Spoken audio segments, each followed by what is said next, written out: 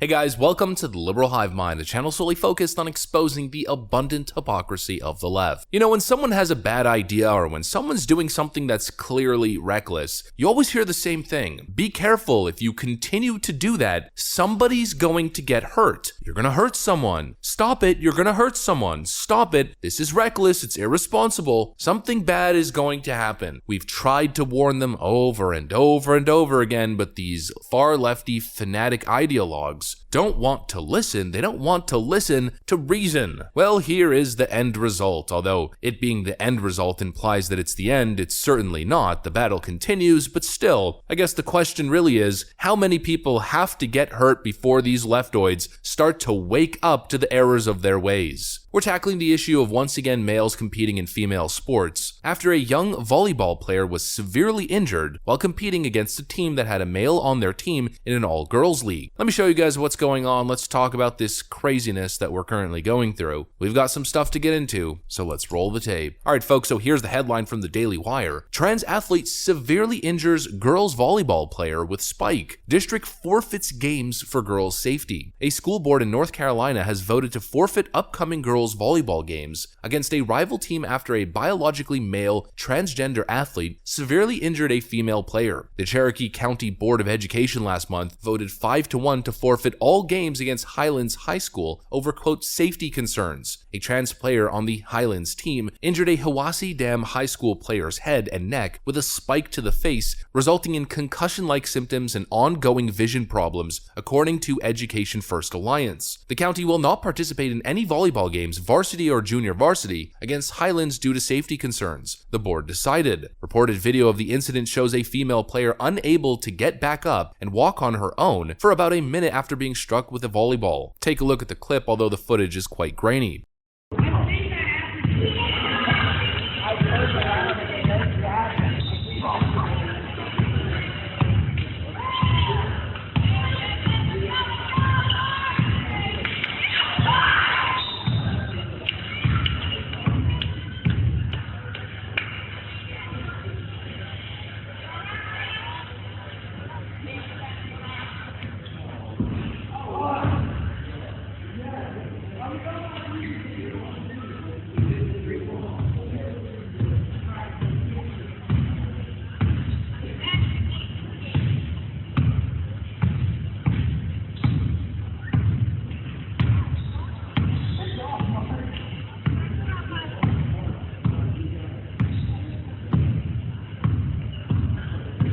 This is not okay, folks, and if you think that this is the end, if you think that this is the worst situation that's going to occur with this social experiment that we're currently playing, it's not. Mark my words, if this continues, someone is going to die. The fact of the matter is, the biological difference between males and females is so significant that in one instance here, some freak accident is going to happen and a young girl or a young woman is going to lose her life. I promise you that this is going to happen. I mean, this is volleyball and this girl still can't see straight.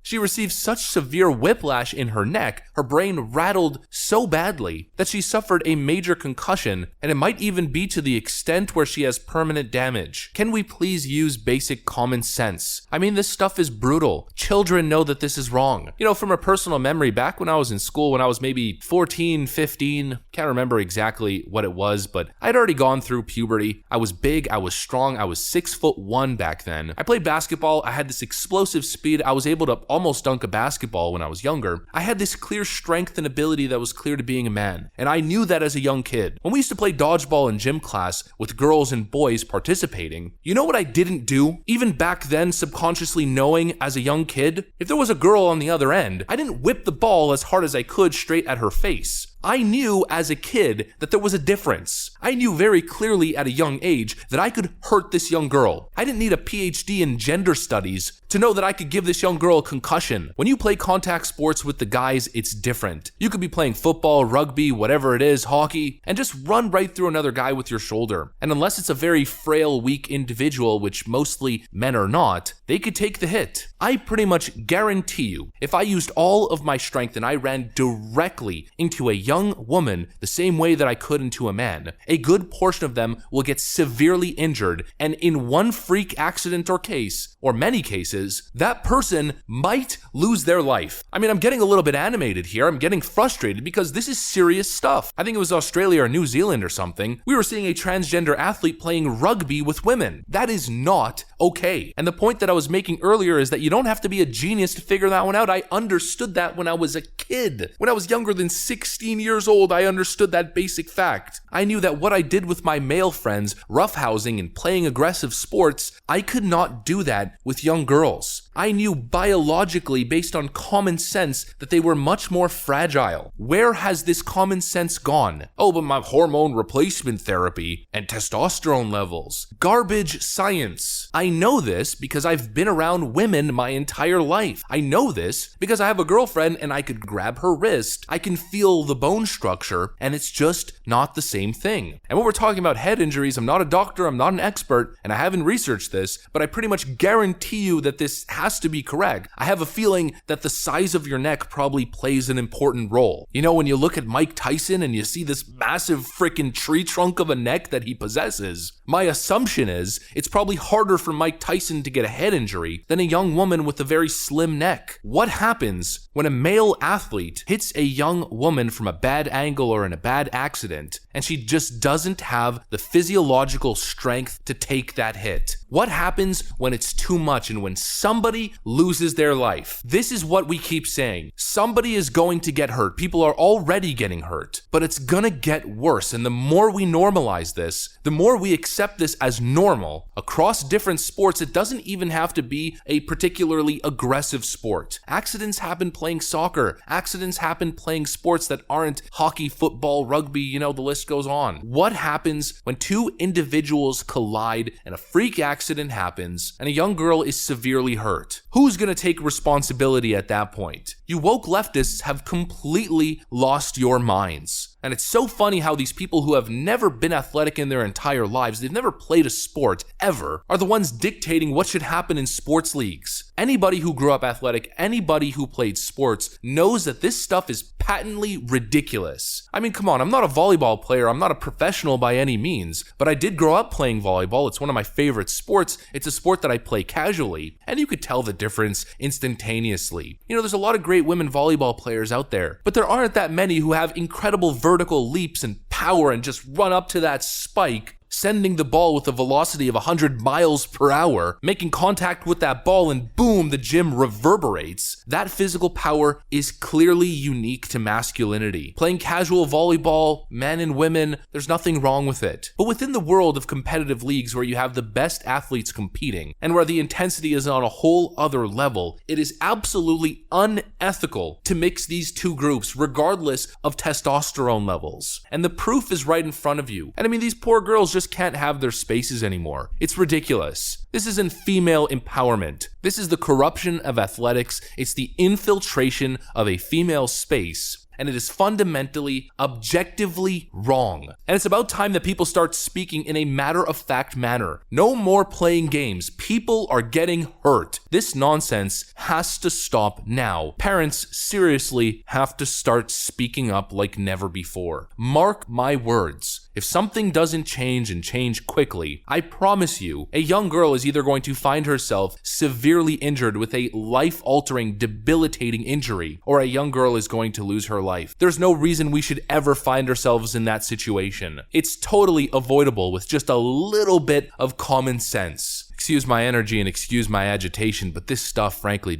it really makes me angry. That's what I got for you guys. Hopefully you enjoyed it. If you did, please make sure to leave a like and possibly subscribe to the channel. I'm gonna get back to work. Thanks for watching, and I'll see you on the next one.